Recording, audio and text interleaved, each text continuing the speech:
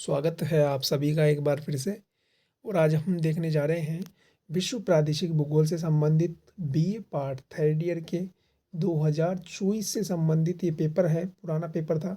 उसके कुछ इम्पोर्टेंट प्रश्न बनते हैं। ये इम्पोर्टेंट प्रश्नों को लेकर के आज हम डिस्कस करेंगे और मैं आपको बताऊंगा ये जो प्रश्न है ये बहुत ही इम्पोर्टेंट, आप जो समझ लीजिएगा। इनमें से आपको एशिया महाद्वीप में प्रश्न देखने को मिलेंगे पेपर प्रश्न पत्र के अंदर। 2024 के इस साल के प्रश्न पत्र की मैं बात कर रहा हूँ। इस साल के प्रश्न पत्र में इस प्रश्न पत्र से आपको प्रश्न जरूर देखने को मिलेंगे। तो आप इस प्रश्न पत्र को एक बार देख करके जाइएगा, अपनी नज़र में होकर इस प्रश्न पत्र को आप निकाल करके जाइएगा, क्योंकि बहुत ही मोस्ट इम्पोर्टेंट प्रश्न है ये, आप देख सकते हैं। चलो मैं इनकी बात करता हूँ, मैं बताता हूँ आपको कौन कौन से प्रश्न हैं। अगर बात कर ली जाए तो इसमें एक प्रश्न आपको दे रखा है, वो दे रखा है एशिया के अफवाह तंत्र का वर्णन कीजिए। यानी आपको बताना है कि एशिया के अफवाह तंत्र में, अब अफवाह तंत्र का मतलब किससे होता है कि गुरुजी अफवाह तंत्र का मतलब तो नदियों से होता है। तो आपको बताना है कि एशिया महाद्वीप के अफवाह तंत्र में कौन कौन सी नदियाँ बहती है आपको बताना है। ओ बी यानी सी लीना है, सबसे लंबी नदी कौन सी है, सबसे छोटी नदी कौन सी है आपको बताना है। सारी नदियों का वर्णन आपको बताना है यहाँ पर, एशिया महाद्वीप से जो भी नदियाँ निकलती है। इसके बाद में आपको बताना है एशिया के, नेक्स्ट प्रश्न है एशिया के प्राकृतिक वनस्पति व प्रदेश की व्याख्या कीजिए। प्राकृतिक वनस्पति प्रदेश की आपको व्याख्या करनी है। एशिया महाद्वीप में कौन कौन से प्राकृतिक वनस्पति और प्रदेश पाए जाते हैं। इसके बाद में नेक्स्ट प्रश्न है एशिया की प्राकृतिक वनस्पति की, आपको वनस्पति प्रदेशों की आपको व्याख्या करनी है। इसको भी आपको देख करके जाना है। इसके बाद में नेक्स्ट प्रश्न है एशिया में असमान जनसंख्या वितरण और उत्तरदायी भौगोलिक कारकों की आपको विवेचना करनी है और उनके बारे में बताना है। इसके बाद में कुछ प्रश्न एशिया से संबंधित और दिए गए हैं, भौगोलिक दशाओं से संबंधित, कि एशिया में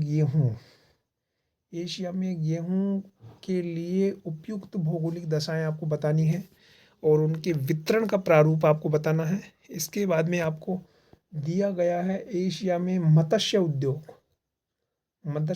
के बारे में आपको बताना है, फिशिंग इंडस्ट्री के बारे में। इसके बाद में आपसे बात कर ली गई है यहाँ पर एशिया में सूती वस्त्र उद्योग आपसे पूछ लिया गया है। टेक्सटाइल इंडस्ट्री, इसके बारे में आपसे पूछा गया है। इसके बाद में आपसे पूछा गया है जापान की औद्योगिक मेखला। यानी देखो मैं आपको बताऊं, जापान का औद्योगिक वर्गीकरण बहुत ही इंपॉर्टेंट प्रश्न है, हमेशा पूछा जाता है ये प्रश्न कि जापान की औद्योगिक, क्योंकि आपको मैं बताऊं सबसे विकसित देशों में जापान आता है। जापान ये सब विकसित देशों की अवस्थाओं में आते हैं, तो निश्चित रूप से इनसे प्रश्न बनता है कि भाई जापान विकसित क्यों है, इसकी औद्योगिक जो, अगर ये विकसित है तो इसकी औद्योगिक जो व्यवस्था है उसका वर्णन करो। इसके बाद में, क्योंकि निश्चित रूप से आप जानते हैं कि जापान, संयुक्त राज्य अमेरिका, ये विकसित देशों की अवस्थाओं में आते हैं, विकसित देश इन्हीं को बोला जाता है।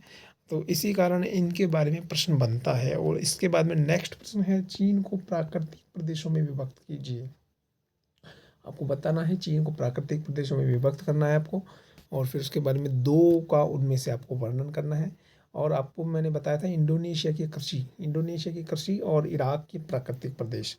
हालांकि ये प्रश्न इंपॉर्टेंट नहीं है, लेकिन इंडोनेशिया की कृषि बहुत इंपॉर्टेंट है, इसको आप देख लीजिएगा। तो ये एशिया महाद्वीप से संबंधित, यानी एशिया, इसमें आपको एशिया, इसके बाद में एशिया का गेहूं उत्पादन से यानी भौगोलिक दशाओं से संबंधित प्रश्न आपको जापान की औद्योगिक व्यवस्था से संबंधित, और चीन के प्राकृतिक प्रदेश और इंडोनेशिया की कृषि से संबंधित ये कुछ महत्वपूर्ण प्रश्न थे। और बीए पार्ट थर्ड ईयर के लिए, जो कि सत्र 2024 के लिए इंपॉर्टेंट है, आप इनको भी एक बार देख करके जाइएगा, बहुत ही इंपॉर्टेंट है। हाल की मैंने प्रश्न पत्र बना दिया है और ये मेरा दावा है कि उस प्रश्न पत्र से प्रश्न कहीं भी पेपर से बाहर नहीं जाएंगे, क्योंकि मैंने पिछले वर्ष जब पेपर बनाया था तो उसमें से भी पूरे के पूरा प्रश्न पत्र ऐसे कैसे मैच हुआ था।